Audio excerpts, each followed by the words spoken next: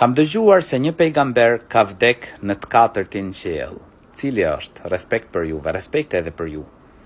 Tregohet nga Ka'b al-Ahbar, i cili ka qenë dietar hebre, më pas pranoi Islamin dhe ka treguar për profetin e Zotit Idrisin alayhis salam, se meleku i vdekjes ja ka marrë shpirtin Idrisit alayhis salam në qiellin e katërt.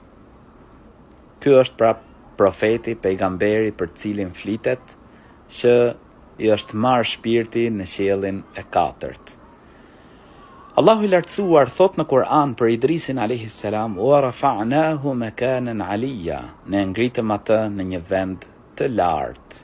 Muhamedi alayhis salam, kur bëri udhëtimin e Isras dhe Mi'rajit, siç tregon Enesi, Zoti qoftë i kënaqur prej tij, kur u ngrit në qiell dhe kaloi në qiellin e katërt, aty pra pa Idrisin alayhis salam, i cili u lut për Muhammedin sallallahu alaihi wasallam.